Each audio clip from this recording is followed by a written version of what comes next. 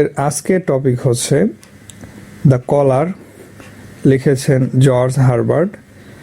এটি 16 and 17 century পোয়েট্রির একটি কবিতা। What is the significance of the collar? কলারের সিগনিফিক্যান্স কি? The collar symbolises restrictions and shows honour to the respective professions. Collar দ্বারা বিভিন্ন ধরনের বিধিনিষেধ দেখানো হয়েছে এবং কলার দ্বারা বিভিন্ন বিধিনিষেধকে সিম্বলাইজ করা হয়েছে। এছাড়াও রেসপেক্টিভ প্রফেশনের প্রতি সম্মান প্রদর্শন করা হয়েছে। It also keeps us away from the whimsical behaviour. আর এই কলার এটি আমাদেরকে বিভিন্ন ধরনের হটকারী হুইমসিক্যাল আচার আচরণ থেকে আমাদেরকে দূরে রাখে। What is the meaning of collar? কলারের অর্থ কি? Collar means restriction imposed on human being by religious teaching. Collar বলতে রেস্ট্রিকশনকে বোঝানো হয়েছে যেটা রিলিজিয়াস টিচিংয়ের মাধ্যমে মানুষদের প্রতি আরোপিত করা হয় বা ধার্য করা হয়। How did the poet want to spend his future day? কবি তার এই যে ধার্মিক জীবন বা তিনি যে প্রফেশনে আছেন সেইটা ছেড়ে তিনি ভবিষ্যৎ দিনগুলো কিভাবে কাটাতে চান। The poet wanted to spend his future days enjoying double pleasure. কবি তার ভবিষ্যৎ দিনগুলো আরও বেশি এনজয়ের মাধ্যমে কাটাতে চান। How did the poet complain against god? কবি গডের বিরুদ্ধে কিভাবে কমপ্লেইন করেছেন বা কি বিষয়ে কমপ্লেইন করেছেন?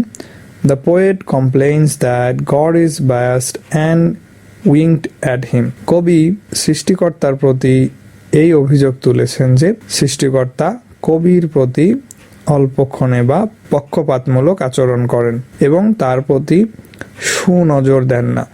and could not see him, এবং সৃষ্টিকর্তা কবিকে সুনজরে দেখেন না।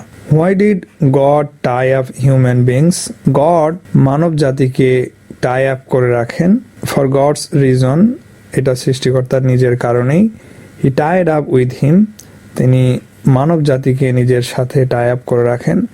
Human beings are created to serve and praise god, এর কারণ হচ্ছে মানব জাতিকে সৃষ্টি করা হয়েছে শুধুমাত্র সৃষ্টিকর্তার উপাসনা প্রশংসা করার জন্য এবং সৃষ্টিকর্তাকে সার্ভ করার জন্য। What is the conflict in the poem? এই কলার কবিতাটিতে যে কনফ্লিক্ট উপস্থাপন করা হয়েছে সেইটা কি? The conflict between worldly life and spiritual life is presented in the poem. এই কবিতাটিতে ওয়ার্ল্ডলি লাইফ অর্থাৎ আমাদের যে ইহজাগতিক লাইফ এবং আধ্যাত্মিক লাইফের মধ্যে একটি কনফ্লিক্ট উপস্থাপন করা হয়েছে। The poet presented this conflict through the example of conceit and many other figures of speech. কবি এই কনফ্লিক্ট বা এই দ্বন্দ্বের বিষয়টিকে বিভিন্ন ধরনের উপমা এবং ফিগার অফ স্পিচের মাধ্যমে উপস্থাপন করেছেন। What did the poet hear at the climax of his rebellion? কবি একদম শেষে গিয়ে, কবির যেই সংগ্রাম ছিল সৃষ্টিকর্তার বিরুদ্ধে, তো একদম সংগ্রামের শেষে গিয়ে কবি কি শুনতে পেয়েছিল? At the climax of his rebellion, কবির রেভিলিয়নের একদম শেষে গিয়ে, the poet heard the voice of God, কবি গডের একটি আওয়াজ শুনতে পেয়েছিল। Who call him affectionately as a child, আর যে আওয়াজে কবিকে একজন চাইল্ড বা মাই চাইল্ড হিসেবে ডাকা হয়েছিল। How did the poet respond two god? কবি যখন এই সৃষ্টিকর্তার আওয়াজ শুনতে পেল তখন কবি কিভাবে এই ডাকের সাড়া দিয়েছিল? The poet responded to God very devotedly, তখন কবি সৃষ্টিকর্তার এই আওয়াজকে ডেভোটেডলি রেসপন্ড করেছিলেন বা আনুগত্যের সাথে সাড়া দিয়েছিলেন। হু ওয়ার্স কলার? কলার কারা পরিধান করে? In a special sense those who have responsibility and commitment to the people and God were collars.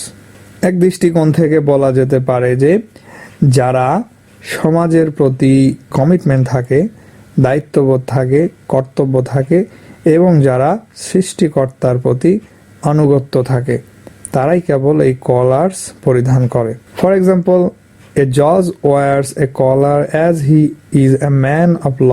উদাহরণস্বরূপ বলা যেতে পারে একজন জজ বিচারক তিনি কলার পরিধান করেন কারণ তিনি হচ্ছেন একজন ম্যান অফ ল বা আইনের লোক and must follow the rules of the law এবং তাকে অবশ্যই ল আইন ফলো করতে হবে। আর দ্বিতীয়ত the priest wears a collar as he is committed to the rules of God. Priest বা পাদ্রীরা কলার পরিধান করে যেহেতু তারা সৃষ্টিকর্তার প্রতি বা সৃষ্টিকর্তার আইন কারণের প্রতি কমিটমেন্ট থাকে বা প্রতিজ্ঞাবদ্ধ থাকে। How did the poet express his frustration about his life? কবি কিভাবে তার জীবন নিয়ে হতাশা প্রকাশ করেছেন? The poet struck the table and said that he would no longer follow the path of religion. কবি টেবিলে সজোরে আঘাত করে বলেছিলেন যে তিনি আর কোনো মতেই রিলিজিয়াস পাথ বা সৃষ্টিকর্তার পথ অনুসরণ করবেন না।